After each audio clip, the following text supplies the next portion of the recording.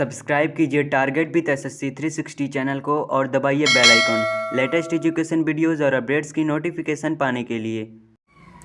Hello friends, आज हम आप लोगों के लिए यूपीएससी के महत्वपूर्ण सब्जेक्ट मूल विधि से टॉप मोस्ट इम्पॉर्टेंट 30 क्वेश्चन का एक टेस्ट लेकर आए हैं।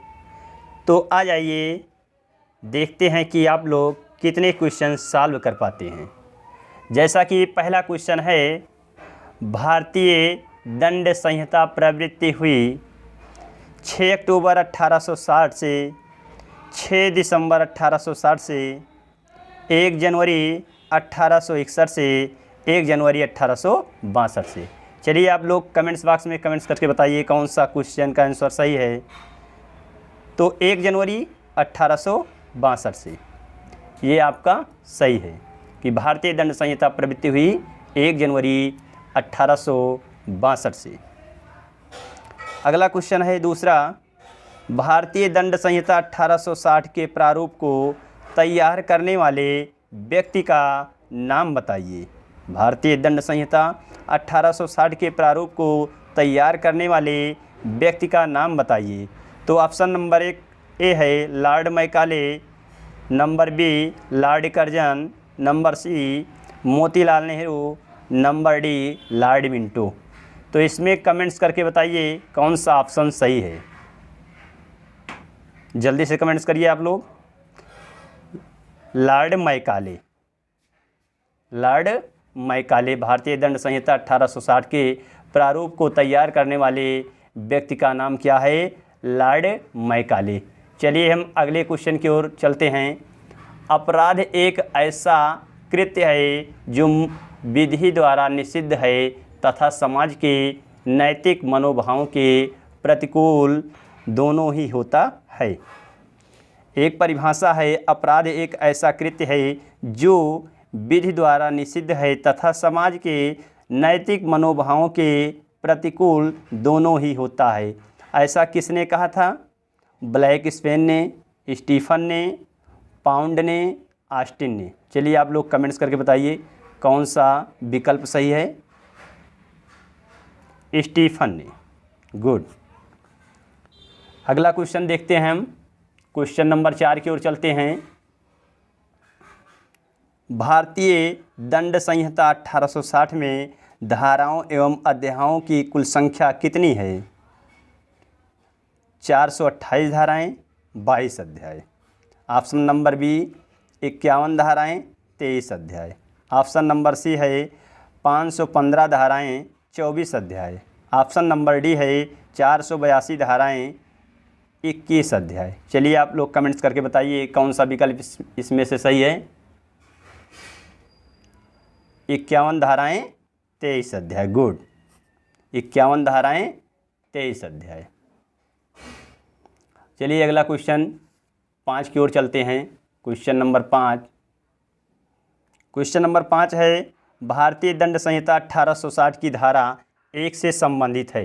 जो क्वेश्चन नंबर 5 है इसमें कहा गया है कि भारतीय दंड संहिता 1860 की धारा 1 से संबंधित है। अपराध की परिभाषा से, संहिता के नाम और उसके प्रवर्तन के विस्तार से, संहिता के नाम और उसके क्षेत्राधिकार से। अगला ऑप्शन है उपर्युक्त में से कोई नहीं। चलिए आप लोग कमेंट्स करके जल्दी कमेंट बॉक्स में बताइए कौन सा विकल्प सही है। तो ऑप्शन नंबर बी, अपराध के नाम और उसके प्रवर्तन के विस्तार से, ये आपका क्या है? सही है।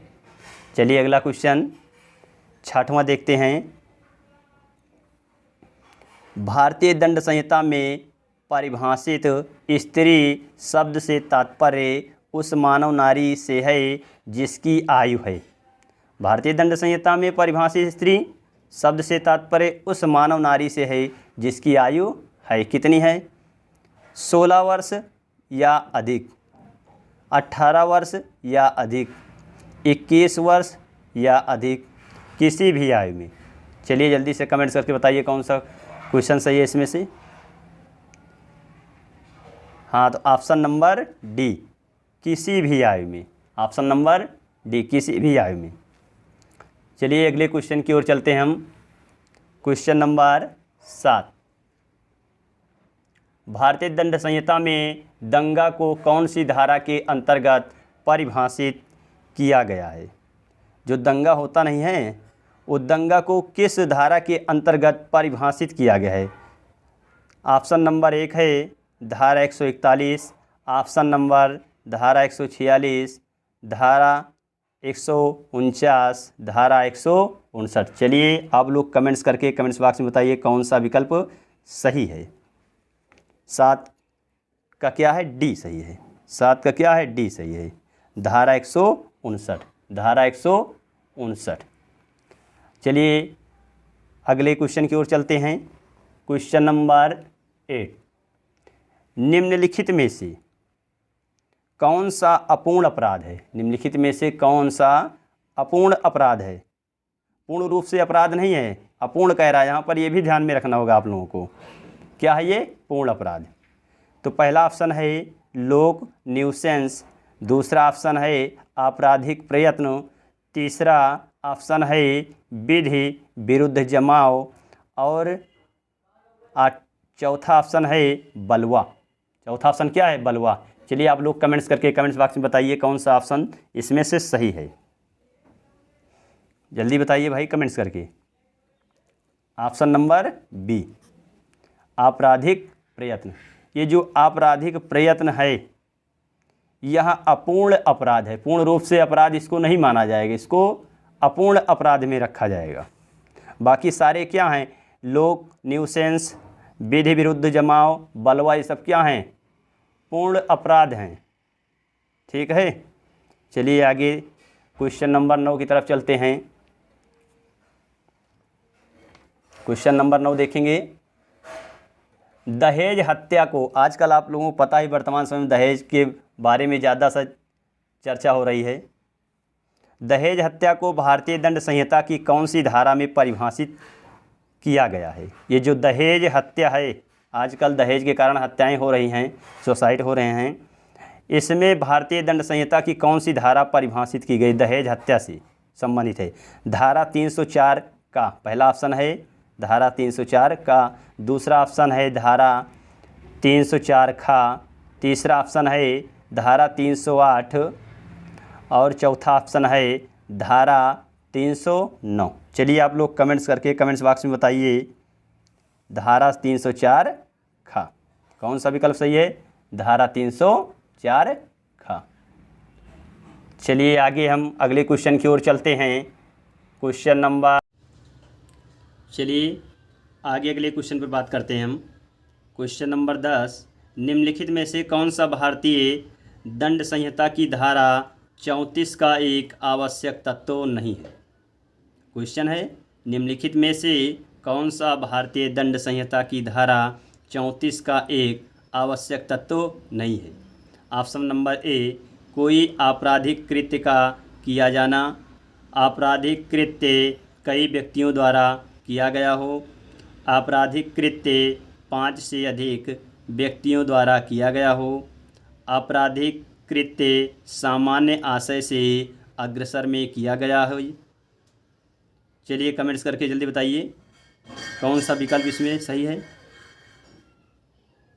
ऑप्शन नंबर सी, आपराधिक कृत्य 5 से अधिक व्यक्तियों द्वारा किया गया हो। चलिए अगले क्वेश्चन की ओर चलते हैं। Question number 11। क्वेश्चन नंबर 11 क्या है? भारतीय दंड संहिता 1860 के अधीन 42 के प्रयुक्त स्थानीय विधि कहाँ पर लागू होगी? भारतीय दंड संहिता 1860 के अधीन धारा 42 के प्रयुक्त स्थानीय विधि कहाँ पर लागू होगी? ऑप्शन नंबर आप लोगों के लिए ए, संपूर्ण भारत में, भारत के किसी विशिष्ट भाग पर, भारत के किसी भाग पर, ऑप्शन नंबर डी, उपरोक्त में से कोई नहीं। चलिए जल्दी कमेंट्स करके बताइए कमेंट्स बॉक्स में कौन सा विकल्प सही है? तो ऑप्शन नंबर बी, भारत के किसी विशिष्ट भाग पर। अगला क्वेश्चन नंबर 12 की ओर चलते हैं हम। क्वेश्चन नंबर 12 है, भारतीय दंड संहिता में जीव जंतु शब्द में निम्नलिखित सम्मिलित नहीं है। भारतीय दंड संहिता में जीव जंतु शब्द में सम्मिलित नहीं है। यानी कहने का मतलब यह है कि भारतीय दंड संहिता में जीव जंतु को नहीं सम्मिलित किया गया है। कौन सा है विकल्प सही इसमें देखिए, हाथी है, मानव है, मोर है, सर्प है। तो कौन सा विकल्प सही है इसमें से, जल्दी से कमेंट्स करिए आप लोग। ऑप्शन नंबर बी, मानव। चलिए अगले क्वेश्चन की ओर चलते हैं। अगला क्वेश्चन 13, भारतीय दंड संहिता की धारा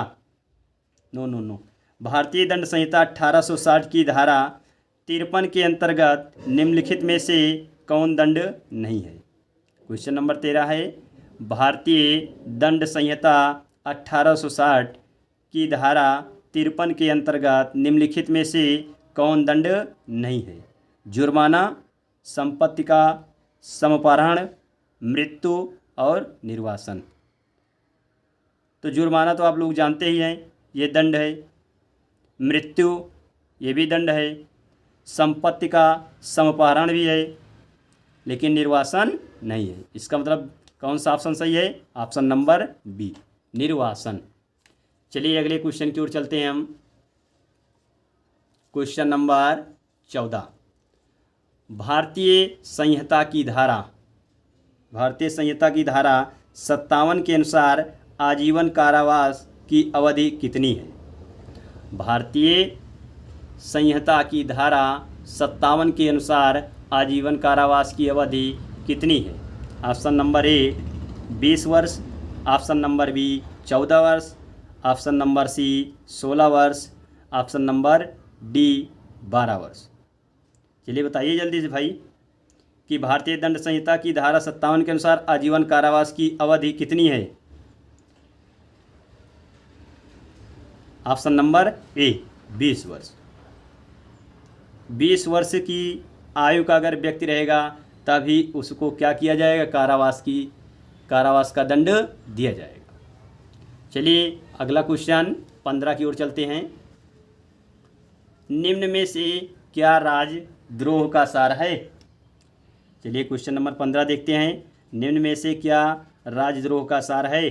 ऑप्शन नंबर ए परिणाम, ऑप्शन नंबर बी आशय, ऑप्शन नंबर सी दोनों आशय तथा परिणाम, ऑप्शन नंबर डी अपराधी को लाभ पहुंचाना। चलिए जल्दी कमेंट्स करके बताइए कौन सा ऑप्शन सही है इसमें से। ऑप्शन नंबर बी आशय, ऑप्शन नंबर बी आशय सही है। चलिए अगला क्वेश्चन नंबर 16 की ओर चलते हैं। क्वेश्चन नंबर 16 है, भारतीय दंड संहिता में लूट करने का दंडनीय अपराध है। क्वेश्चन नंबर 16 है, फिर से एक बार देखिए। भारतीय दंड संहिता में लूट करने का दंडनीय अपराध है। ऑप्शन नंबर ए धारा 391, ऑप्शन नंबर बी धारा 393, ऑप्शन नंबर सी धारा 394, ऑप्शन नंबर डी धारा 392। जल्दी से आप लोग कमेंट्स करके बताइए कौन सा ऑप्शन सही है इसमें से। धारा 393, धारा 393। चलिए अगले क्वेश्चन की ओर चलते हैं हम। फटाफट आप लोग कमेंट करके बताइए क्वेश्चन का ऑप्शन कौन सा सही है। चलिए अगला क्वेश्चन है आपके लिए। भारतीय दंड संहिता के अनुसार न्यायालय जुर्माना देने में व्यतिक्रम होने की दशा में निम्न भांति का कारावास अधिरोपित कर सकेगी। जो न्यायालय होती है जुर्माना देने में व्यतिक्रम होने की दशा में कौन सा कारावास अधिरोपित कर सकेगी, जो न्यायालय होती है। चलिए पहला ऑप्शन है सश्रम, केवल सादा, किसी भांति का, जुर्माने की मात्रा पर निर्भर। चलिए कमेंट्स करके बताइए आप लोग कमेंट्स बॉक्स में। इसका क्वेश्चन आप लोगों के लिए होमवर्क के लिए है, समझ लीजिए। आप लोग होमवर्क में कमेंट्स करके बताइए इसमें से कौन सा क्वेश्चन का ऑप्शन सही है। ठीक, चलिए बता दे रहे हैं अगर नहीं आ रहा है तो आप लोगों का। किसी भांति का, किसी भांति का यानी कि जो न्यायालय जुर्माना लगाएगी व्यक्तियों के ऊपर वह किसी भी भांति का होगा। चलिए हम अगले क्वेश्चन की ओर बात करते हैं। डकैती करने के लिए न्यूनतम कितने व्यक्तियों का होना विधिवत आवश्यक है। डकैती से संबंधित क्वेश्चन आ गया आप लोगों के लिए कि डकैती करने के लिए न्यूनतम व्यक्तियों का होना आवश्यक है। कम से कम कितने व्यक्ति हो सकते हैं डकैती के लिए। ऑप्शन आप लोगों के लिए दे रहे हैं। Option number 1 5, 2, 10, 1। तो जाहिर सी बात है कि डकैती के लिए कितने आवश्यक होंगे व्यक्ति, न्यूनतम 1। चलिए अगले क्वेश्चन की ओर चलते हैं। Question number 19। यदि कोई पुरुष किसी स्त्री की संपत्ति से मैथुन करता है बलात्संग कहा जाएगा यदि वह स्त्री से कम आयु की हो। यदि वह स्त्री कम आयु की हो तो ऑप्शन आप लोगों के लिए, पहला ऑप्शन है 12 वर्ष, दूसरा ऑप्शन 16 वर्ष, तीसरा ऑप्शन 18 वर्ष, चौथा ऑप्शन 15 वर्ष। जल्दी से कमेंट करके आप लोग बताइए। 16 वर्ष। अगला क्वेश्चन, क्वेश्चन नंबर 20। चलिए, यदि एक अपराधी को केवल जुर्माने से दंडनीय अपराध के लिए 1000 रुपये के जुर्माने से दंडित किया गया है तब जुर्माना न देने की दशा में उसे दिए जाने वाले कारावास की अवधि अधिक से अधिक निम्न हो सकेगी। ऑप्शन नंबर 1 4 महीने, ऑप्शन नंबर 2 1 साल, ऑप्शन नंबर 3 2 साल, ऑप्शन नंबर 4 6 महीने। चलिए जल्दी से आप लोग कमेंट करिए। ऑप्शन नंबर डी 6 महीने। चलिए अगले क्वेश्चन की ओर चलते हैं हम। Question number 21। भारतीय दंड संहिता की किस धारा में प्रच्छन्न गृह अतिचार को परिभाषित किया गया है। प्रच्छन्न गृह अतिचार को परिभाषित किया गया। चलिए आप लोगों के लिए ऑप्शन है ए धारा 441, ऑप्शन बी है धारा 443, ऑप्शन सी है धारा 442, ऑप्शन नंबर डी है धारा 445। चलिए आप लोग कमेंट्स करके बताइए जल्द से जल्द कौन सा विकल्प इसमें से सही है। ऑप्शन नंबर सी धारा 442 जो प्रच्छन्न गृह अतिचार से संबंधित है। चलिए अगले क्वेश्चन पर चलते हैं। Question number 22। भारतीय दंड संहिता के अंतर्गत निम्न में से कौन सी धारा एकांत परिरोध का प्रावधान करती है। चलिए ऑप्शन 1 धारा 71, ऑप्शन नंबर बी धारा 72, ऑप्शन नंबर डी धारा 74। तो आप लोग कमेंट्स करके बताइए कौन सा विकल्प इसमें से सही है। ऑप्शन नंबर सी धारा 73। अगले क्वेश्चन की ओर चलते हैं हम लोग।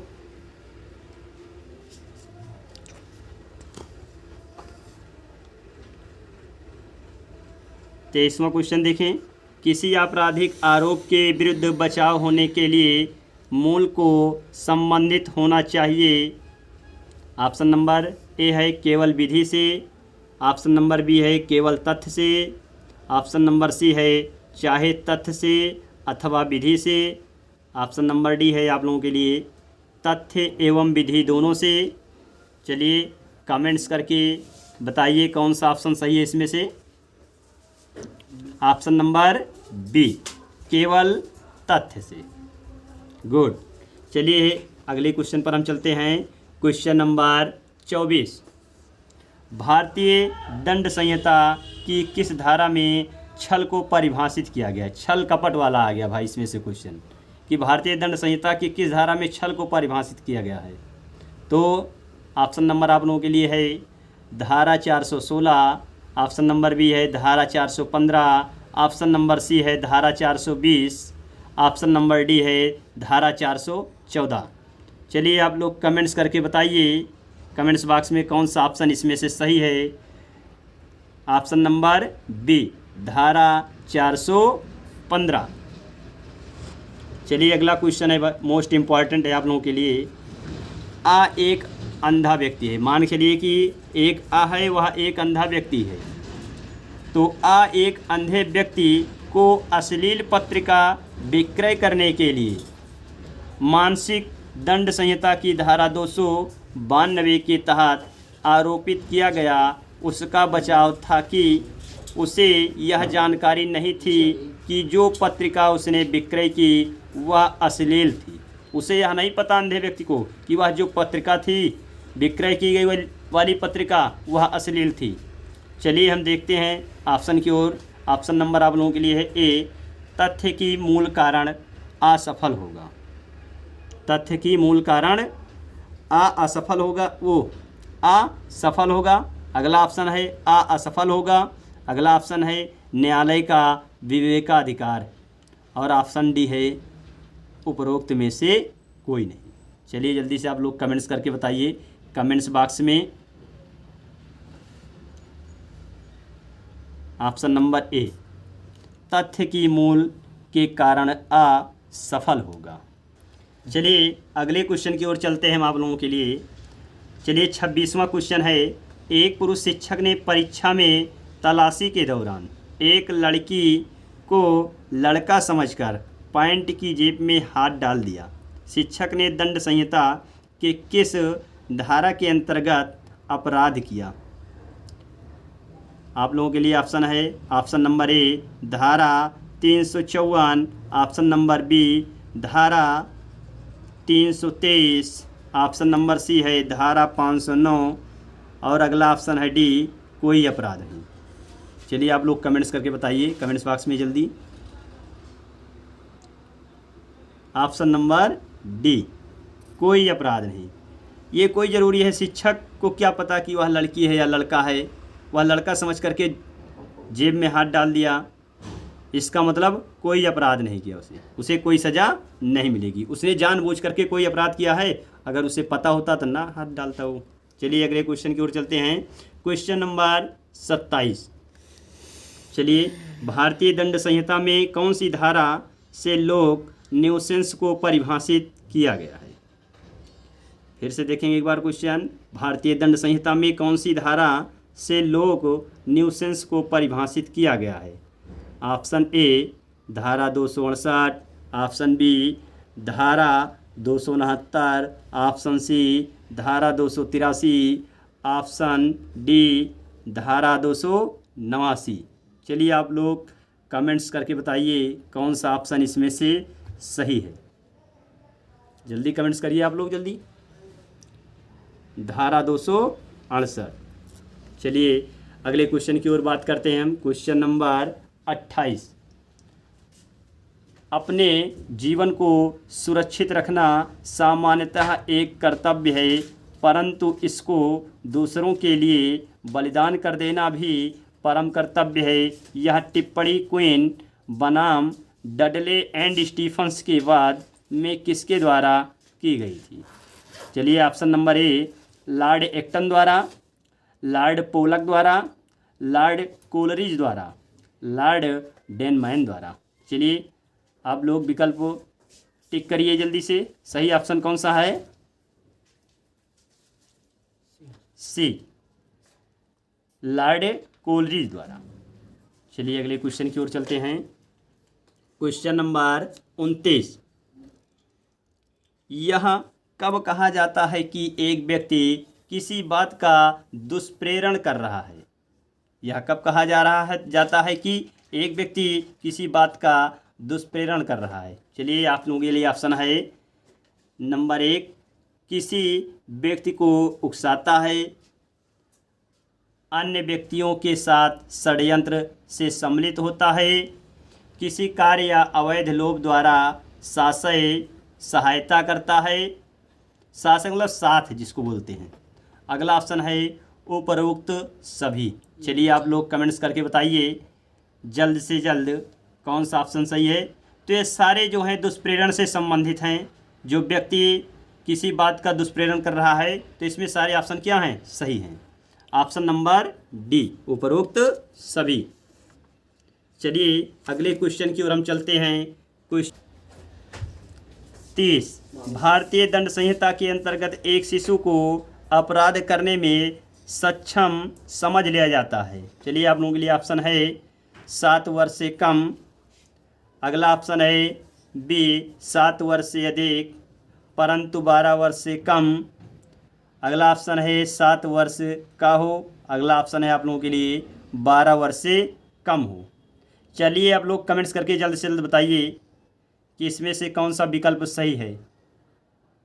चलिए आप लोगों के लिए आज होमवर्क में दे देते हैं ये क्वेश्चन। आप लोग कमेंट्स करके बताना कमेंट्स बॉक्स में कौन सा ऑप्शन इसमें से सही है। सब्सक्राइब कीजिए टारगेट विद एसएससी 360 चैनल को और दबाइए bell icon latest education videos और अपडेट्स की नोटिफिकेशन पाने के लिए।